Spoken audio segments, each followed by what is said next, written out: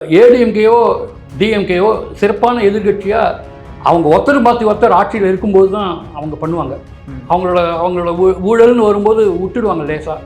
அந்த மாதிரிலாம் போயின்றது. சிறப்பான எதிர்கட்சியாக இப்போ அவங்க தேர்ட் பார்ட்டி வரும்போது அவங்களால சிறப்பான எதிர்கட்சியாக செயல்பட முடியாது. தாவக்காவை எதிர்க்க வேண்டிய இம்மீடியட்டாக எதிர்க்க வேண்டிய அவசியமே இருக்காது. அவங்களை கிரிட்டிசைஸ் பண்ணால் போகிறோம். அவங்க என்ன பண்ண போகிறாங்க? ஏன்னா அவங்க இது வரைக்கும் பண்ணி ஒரு ஊழல் எதுவும் இல்லையே. எப்போ எதிர்ப்பா அப்படின்னா,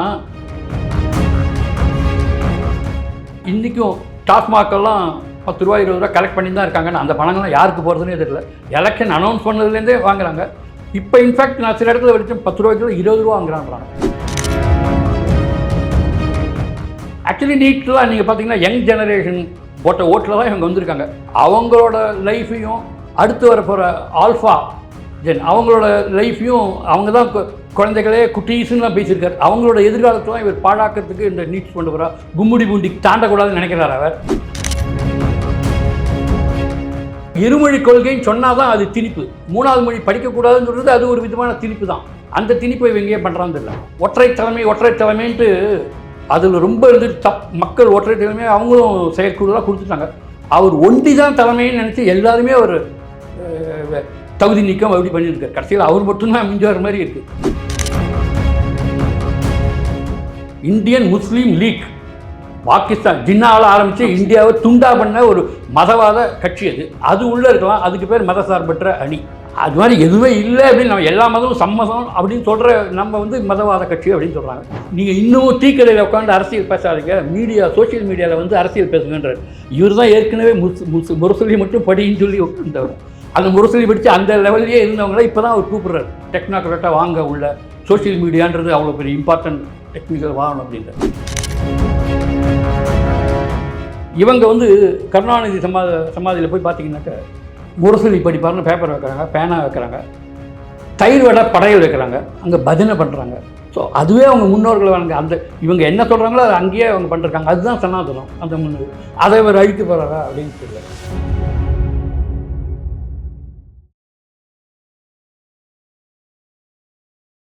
இளைய பாரத நேயர்களுக்கு வணக்கம். இன்றைக்கி நேர்களில் நம்ம சிறப்பு விருந்தினர் அரசியல் பகுத்தாய்வாளரான கற்ப கணேசன் சார் அவர்கள் தான். சார் வணக்கம் சார். வணக்கம் சார். இப்போது எல்லாருமே கேட்குற கேள்வி என்னென்னா, அதிமுக எதிர்காலம் கிட்டத்தட்ட போயிடுச்சு. திமுகவுக்கு எதிர்காலம் எதிர்க்கட்சியாக இருந்து செயல்படுவாங்க. பாஜகவோட எதிர்காலம் என்ன அப்படின்ற மாதிரி ஒரு கேள்வி எழுப்பப்படுதே சார். அண்ணாமலை வந்தால் தான் எதிர்காலமாக என்ன? பாஜகவுக்கு ஒரு பிரகாசமான எதிர்காலம் இருக்குது. அண்ணாமலை வந்தார்னா இன்னும் டபுள் மடங்கு பிரகாசமான எதிர்காலம் இருக்குது. ஆனால் பாஜகவுக்கு எதிர்க்கட்சி ஸ்பேஸ் இட் இஸ் அவைலபிள். இந்த ஏடிஎம்கேயோ டிஎம்கேயோ சிறப்பான எதிர்கட்சியாக அவங்க ஒருத்தர் மாற்றி ஒருத்தர் ஆட்சியில் இருக்கும்போது தான் அவங்க பண்ணுவாங்க. அவங்களோட ஊழல்னு வரும்போது விட்டுடுவாங்க லேசாக. அந்த மாதிரிலாம் போயின்றது. சிறப்பான எதிர்கட்சியாக இப்போ அவங்க தேர்ட் பார்ட்டி வரும்போது அவங்களால சிறப்பான எதிர்கட்சியாக செயல்பட முடியாது. ஏன்னா எங்கே ஊழல் எதை சுற்றி காட்டினாலும் அதை கொஞ்சம் கிளறினா இவங்க தான் அதில் இருப்பாங்க. ஸோ அதனால் அதை கேட்க முடியாது. எந்த கொள்கையும் பண்ண முடியாது. ஒரு தர்ம சங்கடமான நிலைமையில் இருக்கும். அதனால் ஒரு சிறந்த எதிர்கட்சித்தனா அதுக்கு ஸ்பேஸ் பாரதிய ஜனதா கட்சிக்கு இருக்குது. அண்ணாமலை வந்தார்னா அந்த ஸ்பேஸ் டபுள் மடங்கு வரும். அண்ணாமலை டெஃபினட்டாக வரும். நிச்சயமாக தலைவர் ஆவாரா என்ன மறுபடியும் ஆவார் நம்பரும் இருக்கிறதுக்கான முகாந்திரங்கள்லாம் அப்படி தான் இருக்குது. அவர் வரணுன்ட்டு அவரை பாஜக உறுப்பினரும் சரி எல்லாருமே விரும்புகிறாங்க. உறுப்பினர் இல்லாமல் அவருக்கு ஆல் இண்டியாவில் ஒரு ரசிகர் மன்றமே இருக்குது. அவங்களும் அவர் வரணும், அவரோட V2 ஆட்டத்தை பார்க்கணும் அப்படின்றதான் எதிர்பார்க்குறாங்க.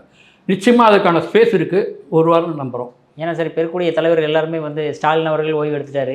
எடப்பாடி பழனிசாமி அவர்கள் என்னென்னே தெரில. இப்போ இருக்கக்கூடிய விஜய் அவர்கள், உதயநிதி ஸ்டாலின் அவர்கள், அப்படி பார்க்கும்போது அண்ணாமலை அவர்களையும் நம்ம பார்க்க வேண்டியிருக்குமா? இன்ஃபேக்ட் விஜயை விட ஒரு 10 வருஷம் சின்னவர் தான் அண்ணாமலை, யங்ஸ்டர். ஸோ யங் ஜெனரேஷனுக்கெல்லாம் ஏற்ற டெக்னோக்ராட் எல்லா விதத்துலையும் சிறப்பாக இருக்கிறவர் அண்ணாமலை தான். அதனால் அதில் எந்த சந்தேகமும் இல்லை. அவர் தான் வரணுன்றதும் எல்லாருமே விரும்புகிறாங்க. திமுகவை எதிர்த்து அதே ஃபோர்ஸில் தாவேக்காவை எதிர்ப்பாரா என்ன? இல்லை, தாவேக்காவை இம்மீடியட்டாக எதிர்க்க வேண்டிய அவசியமே இருக்காது. அவங்களை கிரிட்டிசைஸ் பண்ணால் போகிறோம். அவங்க என்ன பண்ண போகிறாங்க? ஏன்னா அவங்க இது வரைக்கும் பண்ணி ஒரு ஊழல் எதுவும் இல்லையே. எப்போ எதிர்ப்பா அப்படின்னா, திமுகவுக்கு எதிராக ஊழல் குற்றச்சாட்டு இப்போ எஃப்ஐஆர் போடணும் அப்படின்னு போட முடியாத நிலைமை வரும்போது அது எதிர்ப்பாங்க. ஏன் எடுக்கலை அப்படின்னு சொல்லி, நீயும் டிஎம்கே ஹேண்ட் இன் க்ளோவா, நீ தூய சக்தியை கொடுக்குறேன், நீ தூய ஆட்சியை கொடுக்குறேன் நீ அப்படின்ற கேள்வி கேட்கலாம். தவக்க மேலே நேரடியாக ஒரு குற்றச்சாட்டும் வராது இப்போ இது வரைக்கும். இனிமேல் வந்தாலும் அதை கேட்கலாம். ஏன்னா இன்றைக்கும் டாஸ்மாகெல்லாம் ரூபா 20 ரூபா கலெக்ட் பண்ணி தான் இருக்காங்கன்னு அந்த பணங்கள்லாம் யாருக்கு போகிறதுனே தெரியல. எலெக்ஷன் அனௌன்ஸ் பண்ணதுலேருந்தே வாங்குறாங்க. இப்போ இன்ஃபேக்ட் நான் சில இடத்துல வரைக்கும் 10 ரூபாய்க்கு 20 ரூபா வாங்குறான்றாங்க. அதில் தான் இவங்களை பற்றின ஒரு சந்தேகம் வருது. ஏன்னா இவங்க 727 டாஸ்மாக்லாம் மூடணுன்ட்டு அறிவிக்கப்பட்டாங்க. இப்போ திரும்பி விட்ரா பண்ணிட்டேன்றாங்க. அதுக்கு அவங்களுக்கு ஒரு அசோசியேஷன் வச்சுருக்காங்க. அவங்க சொல்கிறாங்க, நாங்கள் அந்த பணத்தெல்லாம் கலெக்ட் பண்ணி என்றைக்காவது பாட்டில்லாம் ரிட்டர்ன் பண்ணால் கொடுப்போம் அதுக்காக அப்படின்றாங்க. உண்மையிலேயே அப்படி ஒரு நிலைமை இருந்ததுன்னா அந்த எம்ஆர்பி 10 ரூபாயை கவர்மெண்ட்டே எக்ஸ்ட்ரா 10 ரூபா வாங்கிட்டு கவர்மெண்ட் கையில் பணம் இருக்கும், என்றைக்கான ரீஃபண்ட் பண்ணிடலாம். ஸோ கவர்மெண்ட்டுக்கு லாஸ் ஆகுதுன்றது தான் ஊழல். கவர்மெண்ட்டுக்கு வர வேண்டிய வருமானத்தை வேறு ரூபத்தில் எடுக்கிறது தான் ஊழல். ஸோ அது இப்போவும் நடந்துன்னு தான் இருக்குது. அதை இப்போ இவங்க எப்படி சரி பண்ண போகிறாங்கன்றது போக போக தான் தெரியும். Okay sir. பட் இருந்தாலுமே வந்து இப்போ திமுக எப்படி எதிர்த்துச்சோ அதே மாதிரி தானே சார் தாவைக்காம பண்ண ஆரம்பிக்கிறாங்க. எங்களுக்கு இருமொழி கொள்கை தான் வேணும், மும்மொழி கொள்கை வேணான்றாங்க, நீட்டு மறுபடியும் வேணான்றாங்க. இதே தான் சார் முன்னாடி வைக்கிறாங்க அவங்களும். ஆமாம், அவங்க வந்து எந்த நிலையிலையும் எந்த பக்கம் சாயணுன்றது தெரியாமல் எல்லா சைட்லேருந்து இருக்கிற ஆட்கள் எடுக்கணுன்றாங்க. ஃபார் எக்ஸாம்பிள் அம்மா உணவகத்தை அதே ஷேப்பில் கொண்டு போகணும்னு நினைக்கிறாங்க. ஸோ தட் ஏடிஎம்கில் இருக்கிறவங்களும் ஆஹா பிரமாதமாக பண்ணிட்டார். முன்னாடியாவது அம்மா உணவகத்தை க்ளோஸ் பண்ணாங்க. இவர் அம்மா உணவகம் பேர்லேயே நடக்கட்டும் அப்படின்னோடனே ஸோ ஏடிஎம்கேக்கும் அதில் பெஞ்ச் வந்துடும். அதேமாதிரி ஈவேரா பெரியாரா நானும் ஈவேரா பெரியார்னு சொல்கிறேன் அப்படின்ட்டு டிஎம்கே எந்த ஸ்பேஸ்லையும் வரவிடாமல் அவர் பண்ணிட்டு இருக்கார். நீட்டு நீங்கள் கொள்கை எங்களுக்கு கொள்கையும் அதே தான் அப்படின்னு. ஸோ இவங்க வேறு எந்த விதத்துலையும் அவங்க உள்ளே வர முடியாமல் பண்ணுற டாக்டிஸாக தான் அது பார்க்குறேன். ஆக்சுவலி நீட்லாம் நீங்கள் பார்த்தீங்கன்னா யங் ஜெனரேஷன் போட்ட ஓட்டில் தான் இவங்க வந்திருக்காங்க. அவங்களோட லைஃப்பையும் அடுத்து வர போகிற ஆல்ஃபா ஜென் அவங்களோட லைஃப்பையும் அவங்க தான் குழந்தைகளே குட்டீஸ்லாம் பேசியிருக்காரு. அவங்களோட எதிர்காலத்தெலாம் இவர் பாழாக்கிறதுக்கு இந்த நீட்ஸ் கொண்டு வரா. கும்முடி பூண்டி தாண்டக்கூடாதுன்னு நினைக்கிறார் அவர். இவருக்கே ஒரு ஆல் இண்டியா லெவலில் புகழ்படணும் அப்படின்னா இன்றைக்கி ஹிந்தியில் எல்லாத்தையும் அவரோட வீடியோஸ் எல்லாம் இன்ஸ்டாகிராமில் வந்து ஹிந்தியில் ட்ரான்ஸ்லேட் பண்ணி ஆல் இண்டியா லெவலில் பண்ணிட்டு இருக்கான்றான். அப்போ உங்களுக்கு அந்த ஹிந்தி அங்கே அவசியம் ஆகுது. ஸோ ஆல் இண்டியா லெவலில் போகணுன்னா ஹிந்தி அவசியம் ஆகுது. அதே மாதிரி ஹிந்தி வந்து எங்கேயுமே மத்திய அரசு திணிக்கலை. ஹிந்தியை கம்பல்சரி அப்படின்னா தான் திணிப்புன்னு அர்த்தம். கம்பல்சரி கிடையாது, ஆப்ஷனும் இது படிக்கணுன்ற அந்த ஆப்ஷனை ஏன் அந்த ஸ்கூல் பசங்களுக்கெல்லாம் கொடுக்கக்கூடாது? இப்போங்க இருமொழி கொள்கைன்னு சொன்னால் தான் அது திணிப்பு. 3வது மொழி படிக்கக்கூடாதுன்னு சொல்கிறது அது ஒரு விதமான திணிப்பு தான். அந்த திணிப்பை இவங்க ஏன் பண்ணுறான்னு தெரியல. மும்மொழி கொள்கை இருமொழி தான் கொள்கை, 3வது மொழி படிக்கக்கூடாதுன்னு சொல்கிறது ஒரு வித திணிப்பு தான். அந்த திணிப்புலேருந்து இவங்க ஸ்டெபிலைஸ் ஆகிறதுக்காக இருக்காங்கன்னு என்னுடைய அனுமானம் வந்து இவங்க இப்போ தான் மோஷன் ஆஃப் கான்ஃபிடன்ஸ் எல்லாத்தையும் வின் பண்ணிட்டு வந்திருக்காங்க. இப்போ தான் மந்திரி சபை விதிச்சிருக்காங்க. யாருக்கிட்டேருந்து சின்ன அப்போசிஷன் கூட வரக்கூடாதுன்றதுல கேர்ஃபுல்லாக இருக்கார். ஒரு சின்ன அப்போசிஷன் இருந்தால் கூட அதை உடனே அப்படியே கொளுத்திடு. டாஸ்மாகில் அதை நிறுத்திடு. ரமணன் ஜோசி யாராவது இருக்கிறாங்களோ அதை நிறுத்திடு அப்படின்னு இப்போ அவரோட ஸ்டைல் என்னென்னா யாருக்கிட்டையும் எந்த எதிர்ப்பும் இல்லாமல் ஒரு ஸ்மூத்தாக ஒரு லெவல் தாண்டணும் அப்படின்னு பார்க்குறாரு. அது அப்படி தான் தோன்றது. இல்லைன்னா அவருக்குன்னு ஒரு தனி கொள்கையெல்லாம் இருக்கா இல்லைன்றதை இனிமேல் தான் தெரியும். தவேக்காவோட மெயின் கொள்கை நீட்டுன்றது டெஃபினட்டாக அவரோட யங் ஜெனரேஷனையும் நெக்ஸ்ட் ஜெனரேஷனையும் கன்சிடர் பண்ணார்னா நீட்டுக்கு அது நிச்சயமாக அந்த பிஎம்சி இதுக்கு ஒத்துப்பார். அது தவிர நவோதயா பள்ளிக்கூடங்கள்லாம் வந்து மக்களை படிக்கிறதுக்கு ஃப்ரீயாக 87,000 ரூபா ஒரு ஸ்டூடெண்ட்டுக்கும் சென்ட்ரல் கவர்மெண்ட் ஸ்பெண்ட் பண்ணி ஃப்ரீயாக கொடுக்குறோன்றோம். அதையே இவங்க வேணான்றாங்க. அதில் வந்து ஹிந்தி திணிக்கிறதே கிடையாது, ஆப்ஷன் தான். தமிழையே நீங்கள் டெவலப் பண்ணுங்கன்றாங்க. அதையே வேணான்றாங்கன்னு சொல்லி கோர்ட்டில் கொடுத்து டைரக்ஷன் கூட இருக்குது. அதுக்கு இறந்தா கொடுத்தாலும் நீங்கள் பண்ணி ஆகணும்னு கோர்ட் டைரக்ஷனே இருக்குது. கோர்ட் டைரக்ஷனாவது இவங்க மதிக்கிறாங்களான்னு பார்க்கணும். ஏன்னா எஃப்ஐஆர் போடணும் இந்த மாதிரி டைரக்ஷன்லாம் இருக்குது. அதை இவங்க மதிக்கிறாங்களான்றதை பார்க்கணும். போக தான் தெரியும். இமீடியட்டாக அவங்கள அந்த ப்ரெஷர் கொடுக்கலன்னா கூட ஒரு ஃபஸ்ட்டு 6 months எப்படி பர்ஃபார்ம் பண்ணுறான்னு பார்க்கணும். Okay sir. இப்போ ஒரு வெஸ்ட் பெங்காலில் காட்டின அந்த அதே இம்பார்ட்டன்ஸை தமிழ்நாட்டில் காட்டி இருந்தாங்க அப்படின்னா ஒருவேளை பாஜக கூடுதல் சீட் ஜெயிச்சிருக்க வாய்ப்புகள் இருக்கா, இல்லை அந்த விஜய்ன்ற அலை வந்து தூக்கி அடிச்சிருக்குமா? இல்லை, வெஸ்ட் பெங்காலில் இந்த அளவுக்கு அட்டென்ஷன் இங்கேயும் காட்டினாங்கன்னா ஒரு 50-60-40 அப்படி தான் வந்துருக்கும். அப்போ அங்கே உடஞ்சிருக்கும். அது வந்து நேஷனல் செக்யூரிட்டி, ஒரு கண்ட்ரியோட செக்யூரிட்டி பாயிண்ட் ஆஃப் வியூவில் அது ரொம்ப இம்பார்ட்டன்ட். அதுக்கு எந்த சான்ஸும் வச்சுக்க முடியாது. தமிழ்நாடு இங்கே வந்து இந்த தரம் இல்லைன்னா அடுத்த தரம் வரலாம். பட் அங்கே வந்து ஒவ்வொரு தரமும் அந்த ஆர்மியை சரி, அங்கே அந்த சிக்கன் காரிடார் சரி, அதை எக்ஸ்பேண்ட் பண்ணுறது அதெல்லாம் ரொம்ப மோர் இம்பார்ட்டன்ட். இல்லைனா அவங்க உள்ளே புகுந்து சைனாலாம் உள்ளே புகுந்து வர்றதுக்கு தயாராக இருக்காங்க. அதனால் 100% அங்கே கான்சன்ட்ரேட் பண்ணுறோம். 2 இதில் கான்சன்ட்ரேட் பண்ண துளி கூட பண்ணல. இதோ எடப்பாடிக்கிட்டே விட்டுட்டாங்க, நீ என்ன பண்ணுறியோ பண்ணிக்கோ அப்படின்ட்டு. அவர் கூட ஒற்றை தலைமைன்ட்டு அதில் ரொம்ப மக்கள் ஒற்றை தலைமையை அவங்களும் செயற்குழுதான் கொடுத்துட்டாங்க. அவர் ஒண்டி தான் தலைமைன்னு நினச்சி எல்லாருமே அவர் தகுதி நீக்கம் அப்படி பண்ணியிருக்கார். கடைசியில் அவர் மட்டும்தான் மிஞ்சுவார் மாதிரி இருக்குது. அது நிச்சயமாக அவர் பண்ண தவறுகள்லாம் இருக்குது. அது இப்போ இருக்கிற பொசிஷன்லேயே பாருங்கள். இப்போ தாவேக்கா வந்து அவங்கள சிவி சண்முகத்தெல்லாம் கூப்பிட்டு ஓட்டு போட வச்சுட்டாங்க. இப்போ அவங்கள நீங்கள் தகுதி நீக்கம் பண்ணினாலும் அவங்களுக்கு அட்வான்டேஜ், நீங்கள் பண்ணலைனாலும் அட்வான்டேஜ்.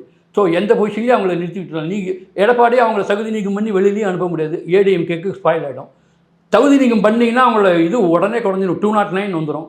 அப்போ வந்து மெஜாரிட்டி வந்து 105 தான் வேணும், அது அவங்கக்கிட்ட இருக்குது. ஸோ அவங்களோட ஸ்டெபிலிட்டியை அவங்க பார்த்துட்டாங்க. ஸோ அந்த மாதிரி வர்றதுக்கு என்ன உண்டோ அதை அவங்க பண்ணியிருக்காங்க. அதை வந்து எப்படி பண்ணாங்கன்னு தெரியாது, எந்த ப்ரெஷரில் பண்ணாங்க, என்ன மாதிரி டேர்ம்ஸில் பேசினாங்க, சோஃபா டேர்ம்ஸா இந்த டேர்ம்ஸாலாம் இனிமேல் தான் போக தான் தெரியும். சரி, இப்போ இந்த அதிமுக உடைச்சதே வந்து அமித்ஷாவுடைய ஒரு வியூகம் அப்படின்ற மாதிரி சொல்லப்படுதே சார். அமித்ஷா என்றைக்குமே அந்த வந்து ஏடிஎம்கே இல்லாமல் சேருங்கன்னு தான் அவர் முதல்லேருந்தே சொல்லிட்டு இருந்தார். சேர்ந்து இருந்தாலும் ஓபிஎஸ் எல்லாரையும் வச்சுருந்தாலும் கூட சசிகலா எல்லா குரூப்பையுமே சேர்த்துருந்தே வச்சுருந்தாலே நல்ல பர்சன்டேஜ் வந்துருக்குன்றாங்க. அப்படி பார்த்தா கூட இங்கே இன்னொரு 40-50 சீட் வந்திருக்கும். ஆக்சுவலி இந்த இதில் அவர் அப்படி தான் சொன்னார். இது வந்து இவர் பிளான் பண்ண வேண்டிய அவசியமே கிடையாது. இவங்க வந்து இப்போ கூட பாருங்களேன், பாஜக உள்ளே வந்துடும் அப்படின்றதுனால நாங்கள்லாம் அந்த ஏடிஎம்கே உள்ளே வரலைன்னா நான் வரேன் அப்படின்னு திருமாவளவன் சொல்கிறார். அவங்கெல்லாம் வந்துடக்கூடாது அப்படின்றார். அப்படி வர்றதுக்கு ஒன்றுமே இல்லை. மதவாதன்ற இந்தியன் முஸ்லீம் லீக், பாகிஸ்தான் ஜின்னாவில் ஆரம்பித்து இந்தியாவை துண்டா பண்ண ஒரு மதவாத கட்சி அது உள்ளே இருக்கலாம். அதுக்கு பேர் மதசார்பற்ற அணி. அது மாதிரி எதுவுமே இல்லை அப்படின்னு நம்ம எல்லா மதமும் சம்மதம் அப்படின்னு சொல்கிற நம்ம வந்து மதவாத கட்சி அப்படின்னு சொல்கிறாங்க. இது வந்து மக்கள் இப்போ மிந்தி வந்து மக்களுக்கு தெரியாமல் இருந்தது, இப்போல்லாம் மக்களுக்கு புரிய ஆரம்பிச்சிடுது கொஞ்சம் கொஞ்சமாக. மாற்றோம் உங்களுக்கு அப்படி சொல்கிறீங்களே, நீங்கள் முஸ்லீமுக்கு எதிரான கட்சின்னா இன்றைக்கி பெங்களாதேஷில் வந்து இலியாஸ் கான் ஒருத்தர் வந்து ஒரு 9 ஏக்கர் செஞ்சார் பெங்கால் வெஸ்ட் பெங்காலில். அவரோட ஏக்கர் வந்து டிஎம்சி திரிணாமுல் காங்கிரஸ் வந்து அபகரிச்சுட்டு குண்டாத்தில் போட்டு அவங்கள டார்ச்சர் பண்ணி அந்த போராட்டத்தில் அவரோட பையன் அவரோட பிரதர்லாம் கொண்டுடுறாங்க.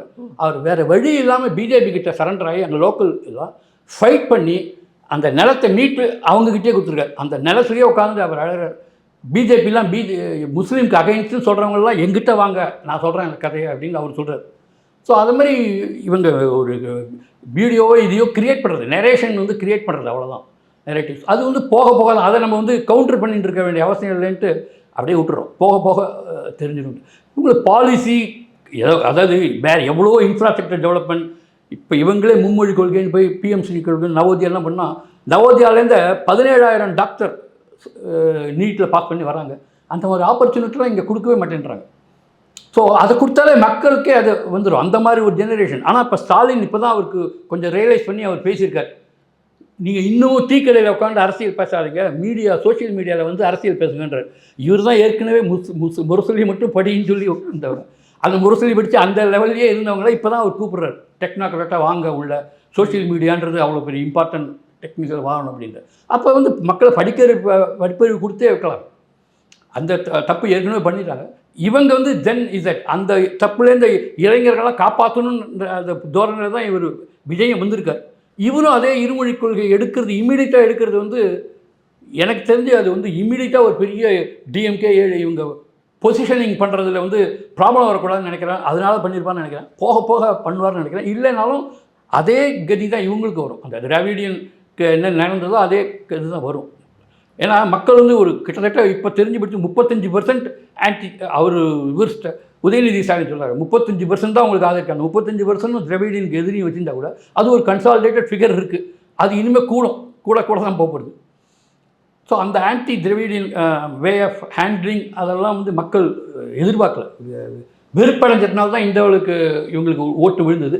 அதை அவங்க ரியலைஸ் பண்ணணும். இப்போ கூட அவர் வந்து கூட இருக்கிறவங்க சொல்கிறது மூலம் பண்ணுற அதெல்லாம் சிலதெல்லாம் அவர் இம்ப்ரூவ் பண்ணணும். ஆன் த ஸ்பாட்டில் இம்ப்ராம்ப்டோ ஸ்பீச்சஸ் அதெல்லாம் அவருக்கு வரல.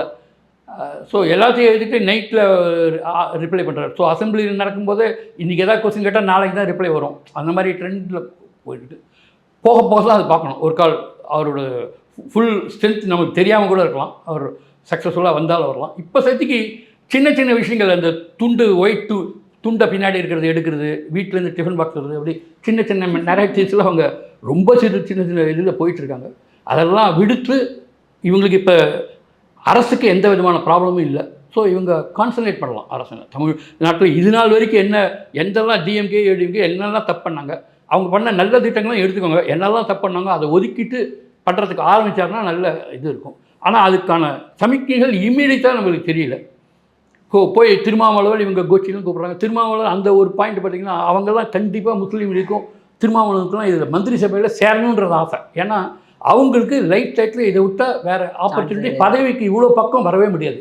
ஆனால் திமுக கிட்டேன்னு ஒரேடியாக வந்துட்டாங்கன்னா முதுகில் குத்தினா மாதிரி இருக்குமே, மக்கள் எப்படி நினைப்பாங்க அப்படி இப்படின்லாம் சொல்கிறாங்க. அந்த அந்த 2 போஸ்ட் இன்னும் வேக்கண்டாக தான் வச்சுருக்காங்க. இவங்க இன்னும் என்றைக்குனாலும் நம்மளுக்கு தான் அப்படின்ற தைரியத்தில் அவங்க இருக்காங்க. என்றைக்கு வேணால் வரலாம். கொஞ்சம் இந்த அமலையெல்லாம் அடங்கட்டோன்ட்டு காத்துட்டு இருக்காங்களான்னு தெரியல. இல்லைனா நேற்றுக்கு போன ஸ்பீச்சர்ஸ்லாம் பார்த்தோன்னா இன்றைக்கி ஜாயின் பண்ணியிருப்பாங்கன்னு நினச்சேன். இன்னும் கொஞ்சம் டைம் எடுத்துக்கிறாங்க அவங்க. ஸோ தட் இந்த இதெல்லாம் அடங்கட்டும். எப்படி இருந்தாலும் அந்த 2 ரிசர்வ் இருக்குது, இல்லைன்னா டெப்டி சிஎம் ஏதாவது ஒன்று கிடச்சிரும்ன்ற நம்பிக்கை அவங்களுக்கு இருக்குது.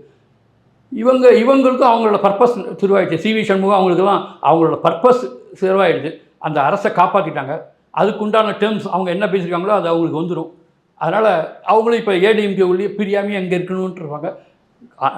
எடப்பாடிக்கு இவங்களை அனுப்பவும் முடியாமல் தர்ம சங்கடம் இல்லை, டெஃபினட்டாக அனுப்ப முடியாது. அதனால் எந்த தகுதி நீக்கம் எதுவும் செய்யவும் முடியாது. அந்த மாதிரி ஒரு கரெக்டான பொசிஷனில் தான் வச்சுருக்காங்க எல்லோரும். Okay sir. சார் இப்போ ஸ்டாலின் அவர்கள் வந்து நீங்கள் எல்லாமே வந்து முரசொலியெல்லாம் படிக்காதீங்க, டெக்னோக்ராட்டுக்கு வாங்க அப்படின்றாங்க.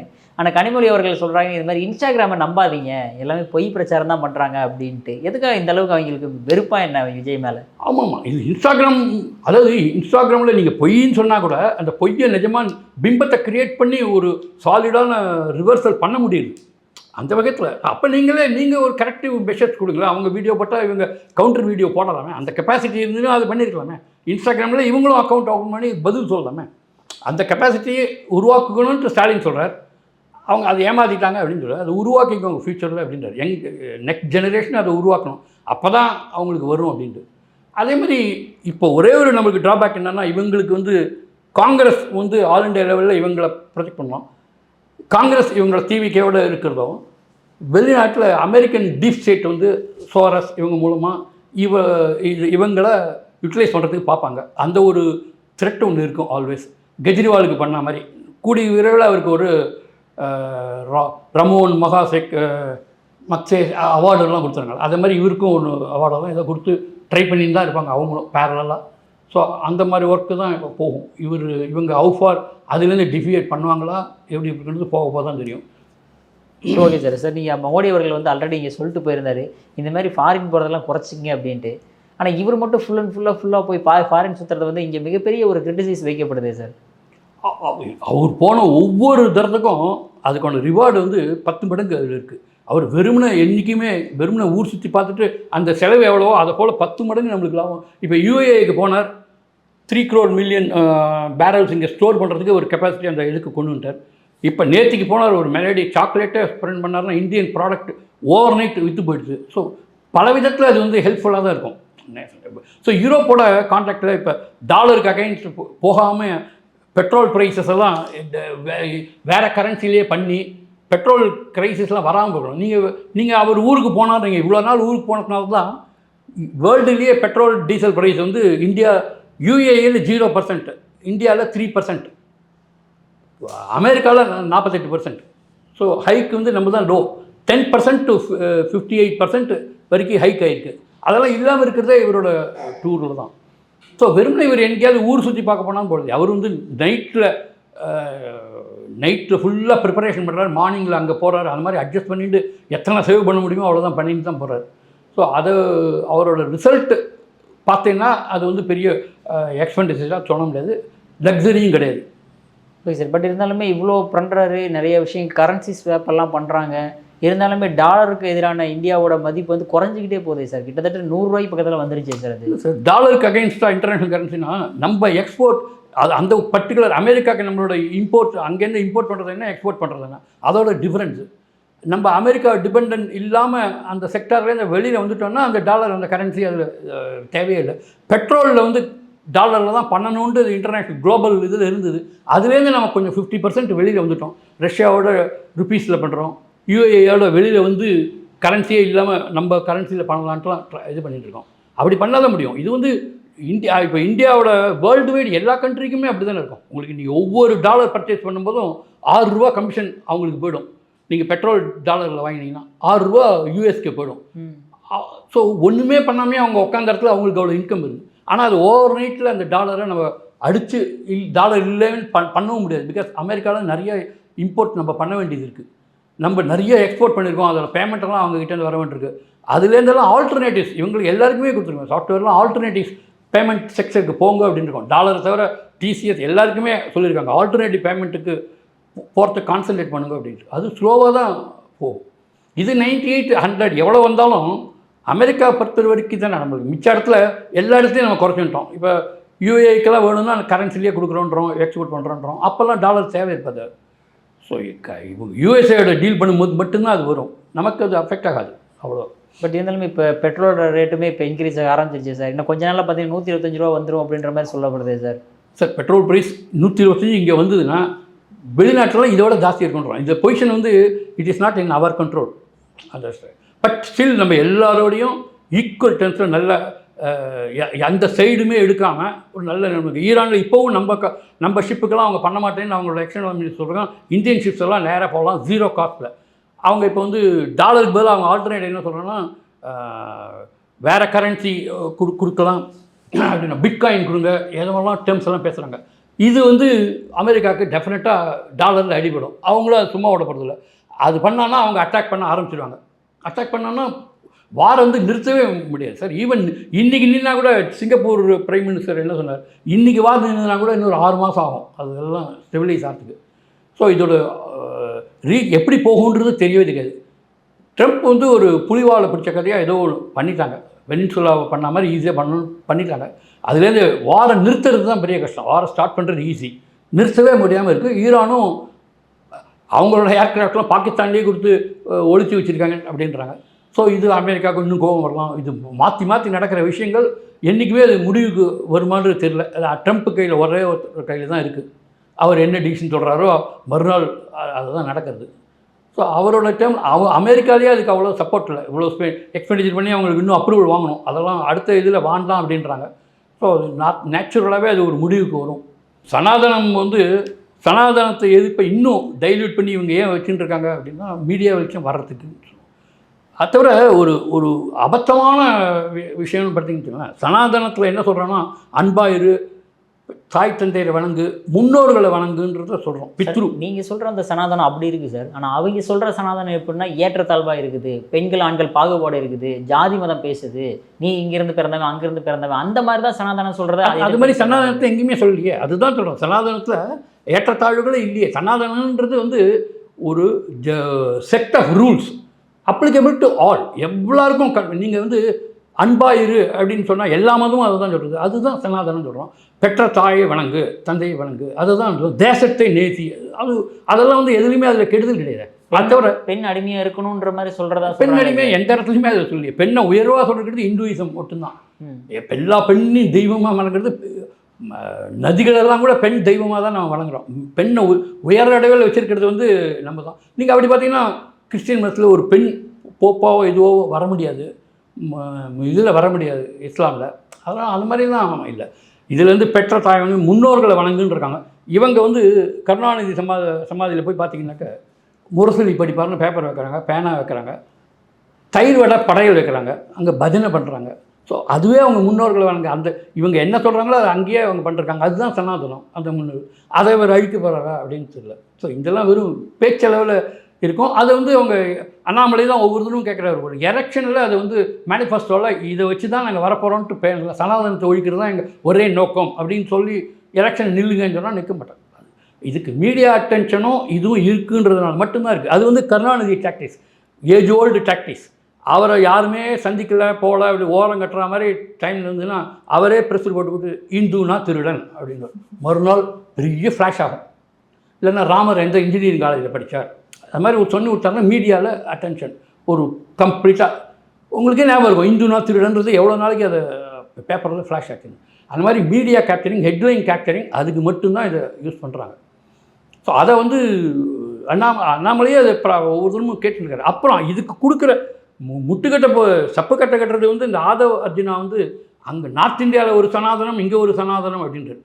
ஸோ பேசிக்காக ஆளாளுக்கு ஒவ்வொன்று சொல்கிறாங்க. அது நார்த் இந்தியாவில் ஒரு சனாதனம். அவர் எதுக்கு சப்பக்கட்டு கட்டி இல்லை நாங்கள் எல்லாரையும் ஒன்றா அணைக்கிறோம், சனாதனம் எல்லாரையும் ஒன்றா அணைக்கணும்னு அவங்க சொல்ல முடியல அவங்களால. அது ஸோ அது எது கண்ட்ரோல் பண்ணுறது இல்லை. ஏன்னா ஒவ்வொருத்தருமே நிறைய பேர் ஆதவர்ஜுனா உதயநிதியோட பேசிகிட்டு இருக்காங்க, எடப்பாடி திமுக அவங்களோட பேசியிருக்காங்க ஆட்சி அமைக்கணும் பற்றி. இப்படி ஒவ்வொருத்தரோட பேசிகிட்டே இருக்காங்க.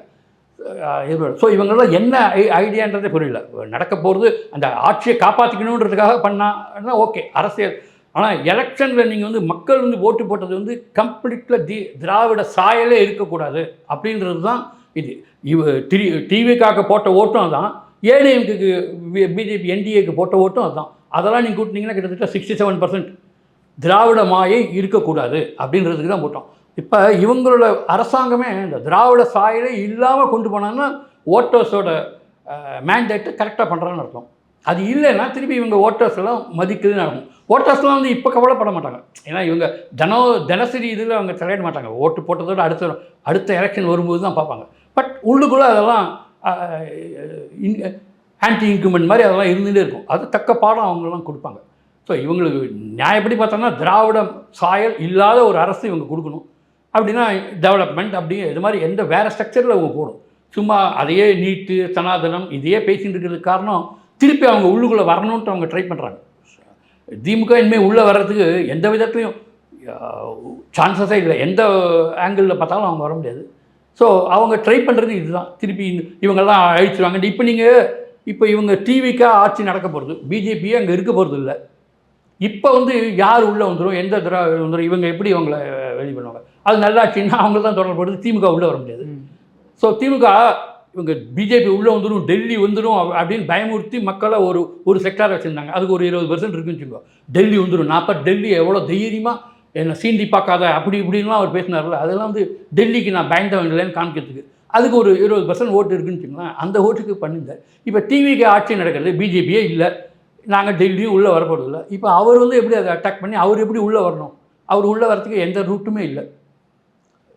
அட்லீஸ்ட் இவங்க டிவிக்கா பிஜேபியோட இருந்தாலும் சரி, நான் அதுக்கு தான் அன்றைக்கே சொன்னேன் அப்படின்லாம் சொல்லலாம். இப்போ காங்கிரஸோடு இருக்குது, அந்த காங்கிரஸோட கூடா நட்பும் கூடி இவ்வளோ வருஷமாக கூடி இருந்துருந்தாங்க. எந்த விதத்துலையும் அவங்க உள்ளே வரத்துக்கு சான்சஸ் ரூட் இல்லை அவங்களுக்கு. ஸோ அதை தான் அவங்க தேடிட்டு இருக்காங்க. இப்போ சனாதனம் சொன்னால் கூட இவங்க தான் அதுக்கு தான் இவங்க பதில் சனாதனமே இல்லையே, இவங்க தான் எல்லாத்தையுமே இவங்களும் அதே பெரியார ஃபோட்டோவை போட்டு அதே தான் பண்ணிகிட்டு இருக்காங்க. இப்போ அவங்க இப்போ அந்த ஆதவர்ஜினா விளக்கமும் அதுதான் இருக்குது, நாங்கள் அதெல்லாம் பண்ண மாட்டோம் அப்படின்ட்டு. அப்போ அதுக்கப்புறம் இவங்க எப்படி உள்ளே வருவாங்க திருப்பி? ஸோ எல்லாமே கால்குலேட்டிவ் இதில் போயிட்டுருக்காங்க.